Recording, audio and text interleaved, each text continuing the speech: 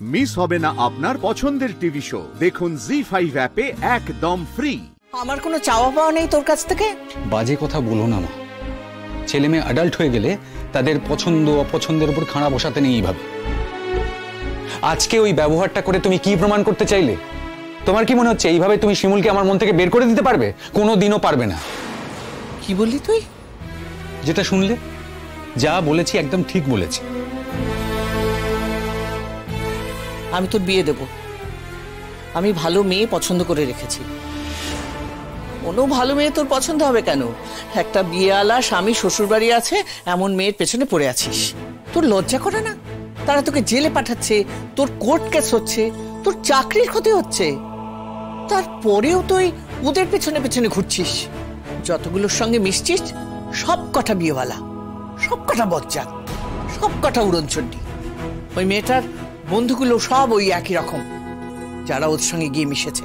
মা, এই কথাগুলো বলে জানো তো তুমি নিজেকেই ছোট করছো। সেটা প্লিজ করো না, আমি তোমায় রিকোয়েস্ট করছি। যাদের বিষয়ে জানো না তাদের বিষয়ে কথা বলতে কেন আসছো তুমি? কেন কথা বলছো তাদের বিষয়ে? চুপ কর, চুপ কর। আমার আর জানার কিছু বাকি নেই, আমি সব জানি। ওসব মেয়েদের দেখলেই বোঝা যায় যে উড়নচণ্ডী ঘর ছাড়া সব। একটা তো শুনলাম স্বামী মারা গেছে, বিধবা হয়েছে, তারপরের দিনই ফাংশন করতে চলে এসেছে। এরা নাচ গান করে জীবন কাটাবে আর 10টা ছেলের মাথা খাবে। ভালো ভালো বাড়ির ছেলে মেয়েদের মাথাটা একেবারে চিবিয়ে চিবিয়ে খাবে, একেবারে শেষ করে দেবে। আমি বেঁচে থাকতে আমার ছেলের এত বড় সর্বনাশ আমি কোনো দিন হতে দেব না। এত সোজা নাকি? কষ্ট করে মানুষ করিনি ছেলেকে, এখন তুমি এসছো শিমুলের হয়ে কথা বলতে। হ্যাঁ মা,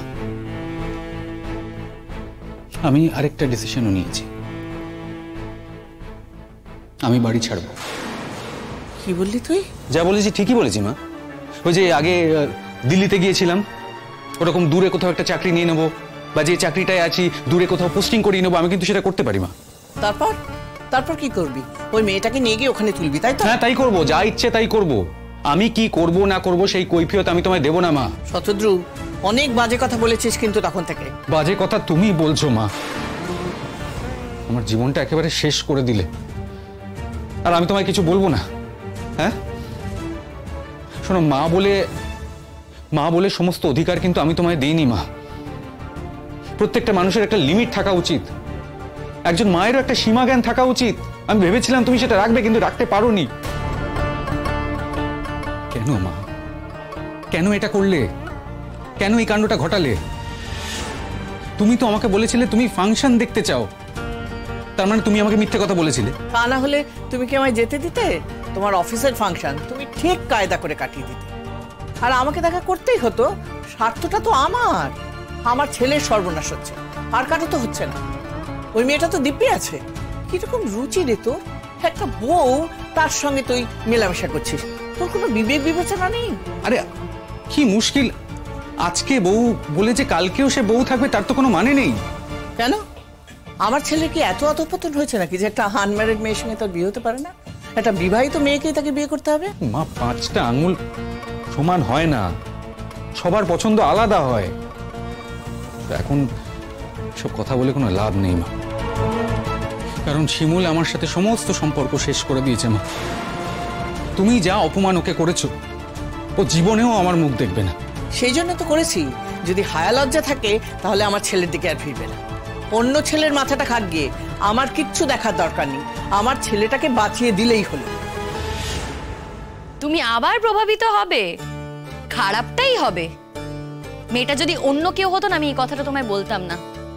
মেয়েটা যেহেতু প্রিয়া, তাই আমি তোমায় কথাটা বলে রাখলাম। তবে হ্যাঁ, তুমি তোমার মা দিদির কোনো ক্ষতি করতে পারবে না, কিন্তু তুমি নিজের ক্ষতি করে ফেলবে। আর তুমি আমাকে জিজ্ঞেস করতেই পারো যে তোমার ক্ষতি হলে আমার কি? আমার কিচ্ছু না গো, সত্যি আমার কিচ্ছু না। কারণ আমার না তোমার প্রতি কোনো অনুভূতি নেই, কোনো অনুভূতিই কাজ করে না আমার তোমার প্রতি। কোন অনুভূতি থাকবে বলো তো?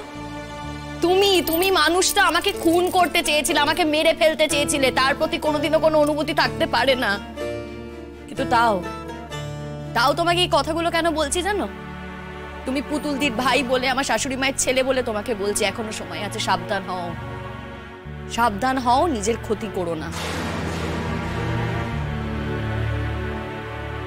আমি তো নয় তোমার টাকা নিয়েছি, দেখো যে আসবে সে তোমার চাকরিটা নিয়ে নেয় কিনা। হিংসে হিংসে থেকে এই কথাগুলো বলছো তুমি শিমুল, বুঝতে পারছি। তোমার না এই হিংসেটা করে কোনো লাভ নেই শিমুল, জানো তো।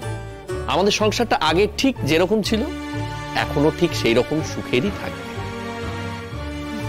সত্যি তুমি তো শিক্ষিত মানুষ, তাই না? মানে আমি তো তাই জানতাম, কিন্তু আদতে কি সত্যি তুমি শিক্ষিত মানুষ? তা না হলে এই কথাটা কি করে বললে বলো তো? আমি তোমাকে হিংসে করব? কিসের জন্য হিংসে করব? আমি যদি চাইতাম না তোমায় কুকিগত করে রাখতে পারতাম, কিন্তু সেটা আমি চাইনি। কারণ আমি একটা পারভার্ট লোকের স্ত্রী হয়ে বাঁচতে চাইনি। আমি একটা সুস্থ জীবন চেয়েছি। ছাড়ো, তোমাকে এসব কথা বলে সত্যি কোনো লাভ নেই, তুমি এসব কথা বুঝবেও না। দাঁড়াও এক মিনিট।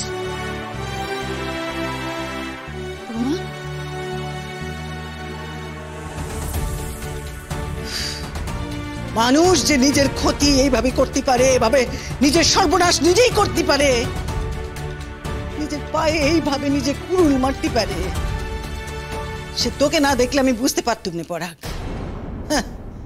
হায় রে, তো যা হোক শেষ পর্যন্ত আমি তোর মা, তো তাই বলতে বাধ্য হচ্ছি রে। করিস নে, ভুল করিস নে। আমি তোকে বারবার বলছি তুই আর যা খুশি কর, কিন্তু প্রিয়াকে তুই কিছুতেই ঘরে এনে তুলিস নে, বলছি আমি। এসব কথা তোমাকে কে শেখাচ্ছে বলো? তোমাকে দিয়ে কে বলাচ্ছে? এই যে তোমার বউ, তাই তো? হ্যাঁ, তা তো হবেই। নিজে তো কথাগুলো বলতে পারছে না, নিজে মহান হয়ে বসে আছে, ওই জন্য তোমার মুখ দিয়ে কথাগুলো বলাচ্ছে, তাই না? হায় রে ভগবান, আমার মুখ দিয়েও বলাচ্ছে? বয়ে গেছে রে, বয়ে গেছে। আমার মুখ দিয়ে বলাতেই ওর বয়ে গেছে, তোর কথা ভাবতেই ওর বয়ে গেছে। আমার বৌমা তোর কথা ভাবে না আর। কেন? তুই তো বলিস সে নাকি অন্য কাউকে ভালোবাসে, তার সঙ্গে নাকি চলে যাবে, তাইলে সে তোকে আটকে রাখতে যাবে কেন রে? কথা যখন বলবি না একরকম বলবি, 10 মুখে 10 রকম কথা বলবি না। বুঝবে কত দানে কত চাল। আমাদের কি আমার পেছন যদি লাগদাসে এমন যাবো না। এই, তোকে বারণ করছি কিন্তু দিদি, একদম বাজে কথা বলবি না, চুপ করে দাঁড়িয়ে থাকবি এখানে। খাওয়া পড়ার তো কোনো অভাব নেই, চিকিৎসার জন্য টাকা দরকার, দেদার টাকা আসছে, অঢেল টাকা। আমাকে তো একেবারে স্কুইজ করে নিংড়ে সব বার করে নিচ্ছিস, বড় বড় কথা বলছিস দাঁড়িয়ে। পয়সা কোটা দিচ্ছ নাকি তুমি? পয়সা কোটা দিচ্ছ? শোনো, আমার যদি একটা ভালো বিয়ে হয়ে যায় না, তাহলে আমি আর তোমার টাকা আমি ছুঁয়েও দেখবো নেকো। সেই আনন্দে তুই বসে থাক। হ্যাঁ, কেন বলো তো? সেই আনন্দ তো আসতেও পারে না, বলা কি যায়। আজকে তোমরা চেষ্টা করনি মানে যে কেউ চেষ্টা করবে না সেটা তো নয়, তার ফল ভালোও হতে পারে। এ নাও ধরো, এটার জন্যই তো অপেক্ষা করছিলে, পিটিশন পেপার।